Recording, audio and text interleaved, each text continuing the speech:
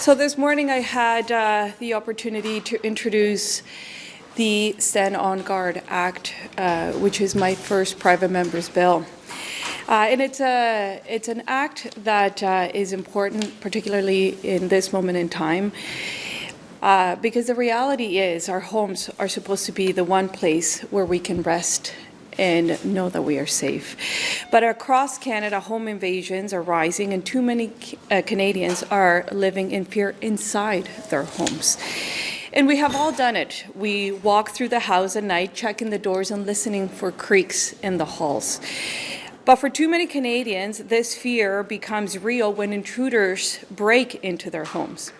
Yet, when they defend themselves from criminals who terrorize our neighborhoods, Canadians are forced through long and costly trials just to defend themselves, and no one should be dragged through this process for acting in self-defense.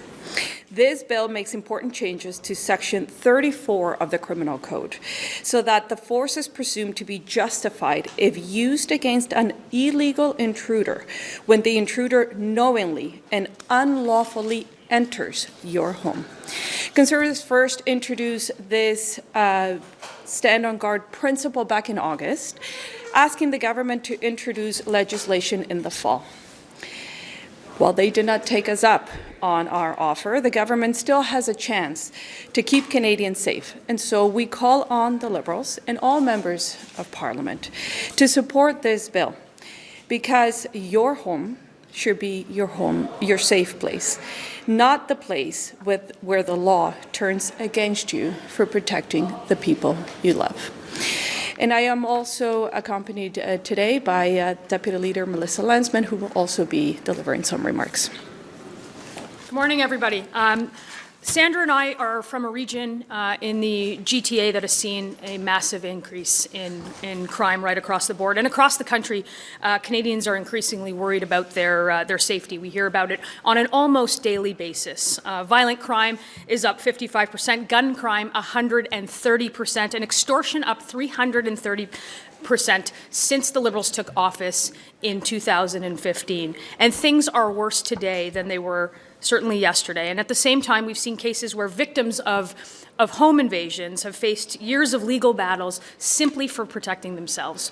We brought this forward in the last campaign with the incredible work of Larry Brock, our critic on this, and we want to clarify the law so that when somebody unlawfully breaks into your home and threatens your family, the law is on the side of the innocent. So I look forward to all members of Parliament certainly debating this bill and supporting this bill so that Canadians can protect themselves, and we can finally see crime.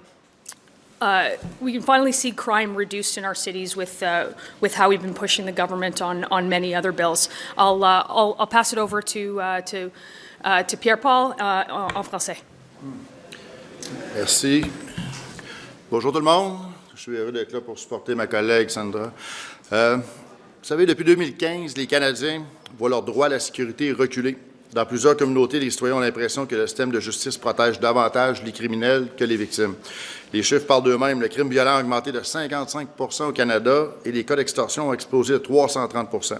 Pendant ce temps-là, les politiques trop permissives ont créé une véritable porte tournante pour les récidivistes. Et pendant que les criminels profitent de ce système, trop souvent, ce sont les citoyens honnêtes qui se retrouvent à devoir se défendre devant les tribunaux. Pensez au cas d'Éduardo Larenas à Laval. En 2022, lui et sa femme ont été ligotés et battus par des intrus armés dans leur propre maison. Pour survivre, M. Larenas s'est défendu pour sauver sa vie et celle de sa conjointe. Pourtant, c'est lui qui a été accusé de meurtre au 2e degré.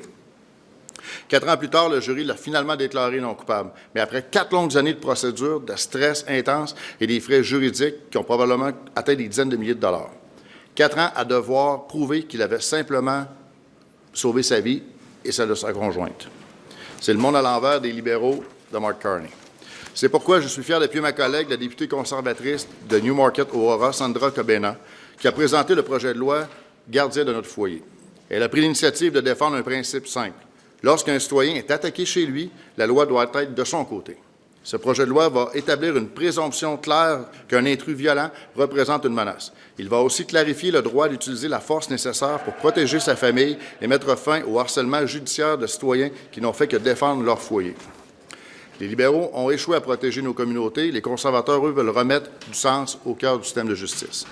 Dans votre maison, la loi devait être votre défense, pas une arme utilisée contre vous. Merci. Question.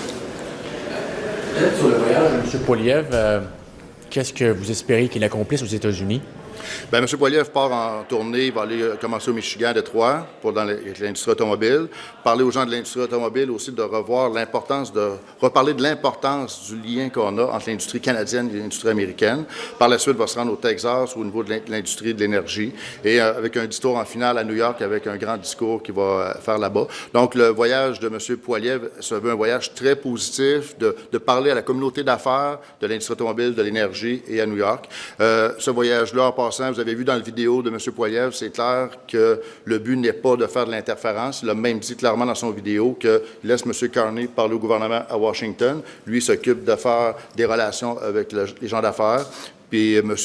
Poiliev a aussi avisé M. Carney de son voyage avant de l'annoncer publiquement. Donc, vraiment, on travaille à développer des liens, à travailler, à aider l'économie canadienne en réaffirmant les liens avec l'économie américaine. J'ai une question sur on the bill, but first en français, since you're there, vu que tu es là, vu que vous êtes là, M. Paul-Hus. Le Canada, enfin, un camp militaire canadien semble avoir été la cible au Moyen-Orient.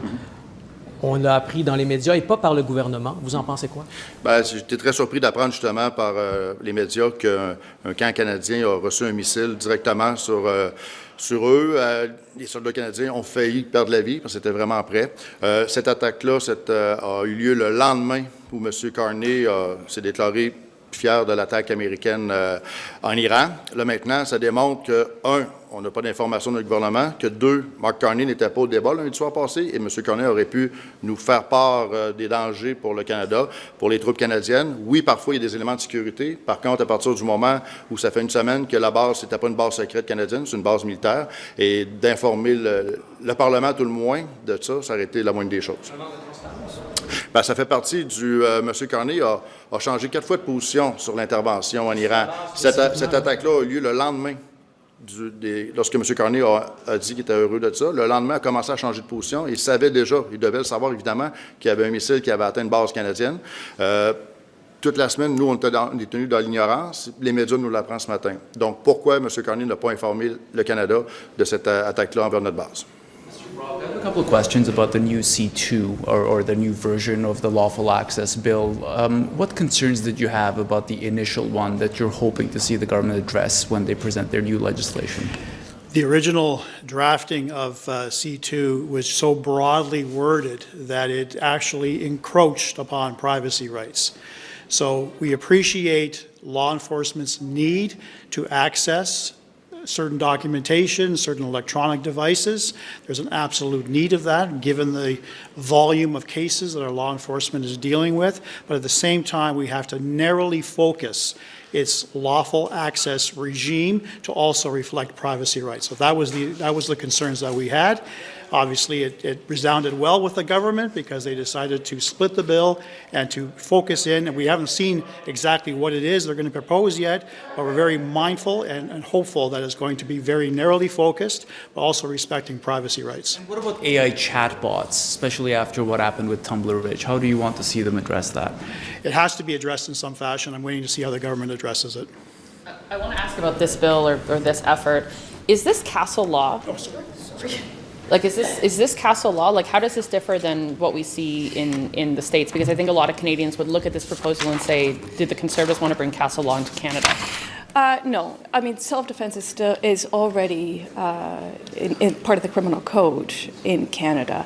And what this bill does, it just clarifies the standards for self-defense. So the bill, you will see in the bill, it says that when someone has knowingly and unlawfully entered your home, so they're inside of your home, then the force that you use, that you deem reasonable at that moment in time, and what you need to defend yourselves and your family is considered reasonable, unless there's evidence that says otherwise. So you want to reverse the onus on this, basically? Yes. Explain to us how it works. Well, right now, the onus is on the homeowner, and that's why you see costly legal battles where they have to defend themselves, again, just to prove that they were acting reasonably in self-defense. As a mother, if there's an intruder coming into my house, I don't want to have to think twice to defend my little girls and my little boy. So I want to have the certainty that I can act with the reasonableness to protect my family. Une question pour vous, M. Paul-Hus. Est-ce que vous pensez que Don Cherry devrait recevoir l'Ordre du Canada? Est-ce que c'est un bon candidat? Je laisse au comité de l'Ordre du Canada de prendre leur décision, honnêtement, et je sais que ça fait jaser, cette nomination-là, cette proposition-là qui était faite par un de mes collègues. Si on peut le voir d'une perspective, trouver du positif à Don Cherry, c'est que pour moi, comme ancien combattant, Don Cherry a toujours été du côté des anciens combattants, toujours, des militaires, des anciens combattants, que ce soit québécois, canadiens, ça n'a jamais fait de différence. Aussi, il faut relever le fait qu'à un moment donné, il y a un jeune de 12 ans qui est mort, un filet de hockey qui est tombé dessus à Trois-Rivières, puis Don Cherry l'a souligné en émission, en disant qu'il y avait un jeune du Québec qui était décédé. Puis donc, je comprends la polémique autour de Don Cherry, mais il reste qu'à la fin, c'est le comité de l'Ordre du Canada qui prendra sa décision. Merci. When we look at violent crime and from the Toronto area, if I'm looking at the 2025 numbers from the Toronto Police itself, it says break and enter is down 11% in 2025 versus 2024. So I don't understand what then, I understand what you're trying to do, but I don't understand why you justify it by saying there is a raise in violent crime when the Toronto Police says it's been decreasing year over year. Mm-hmm. So, I mean, the statistics that we're looking at are longer term because you're looking at trends. So if we look at the statistics from 2015, then we see 55% increase in violent crime, 130% on gun crime, and 330% on extortion. So. Yeah, you're looking at trends, yes. And when I speak to police officers, quite frankly, over the last several years, they tell me that because there is no real deterrent for criminals, they do in fact see the types of crimes becoming more and more violent over time. So just to be clear, so just with this, well, I have another question after that. Just to be clear in this, if somebody enters a home and they are unarmed, and a homeowner fears and they are armed and then shoots and kills the person who's entered their home unarmed, this would protect them? Do you want to take that actually? Because of The question being that if a person enters the home unarmed, but the homeowner themselves Okay. is armed and they say, oh my gosh, someone's in Okay. my home, this is scary, I shoot and kill them. So- even though the perpetrator who entered their home unlawfully is unarmed, would this protect them and that would be seen as reasonable? I reject some of the premise of that question because you're presupposing that the homeowner knows that this intruder is unarmed. A lot of these people conceal weapons on them when they enter the home and only produce these weapons, knives, guns, all kinds of violent weapons can be produced if there is opposition to their stated intention. They're entering a home, presumably to steal an item of some value. A homeowner doesn't know that. A homeowner being awoken in the middle of the night has to make a split-second decision. Do I take active steps right now to defend my home, preserve my life, preserve the lives of my family, or do I ask this person, are you armed, and is your stated intention only to steal from me? That is an unfair question to put to a homeowner. This particular law will decide that if someone enters the home, they're doing so unlawfully, and that gives the homeowner the right to use reasonable force. And that reasonableness is up front, as opposed to a judge after months, if not years removed, applying a current 8-part test to determine reasonableness. I want to give anyone who wants to take this, but Liberal House Leader Steve McKinnon is saying there are still Conservative MPs who are unsatisfied, thinking of crossing the floor, and they're welcome. What do you make to him saying that there are Conservative MPs who are unsatisfied, hearing from their constituents that maybe crossing the floor doesn't look so bad. Well, look, we have a job to do here as an official opposition. We're going to do that on the basis that 8 million Canadians supported us here. 41% of the population voted for us, and we have a job to do for our constituents to make sure that we fight for a more affordable life, more affordable homes, safer streets, and a more resilient Canada where we can stand on our own 2 feet. We're going to continue to do that, and we're going to continue to do that as Conservatives. Thank you.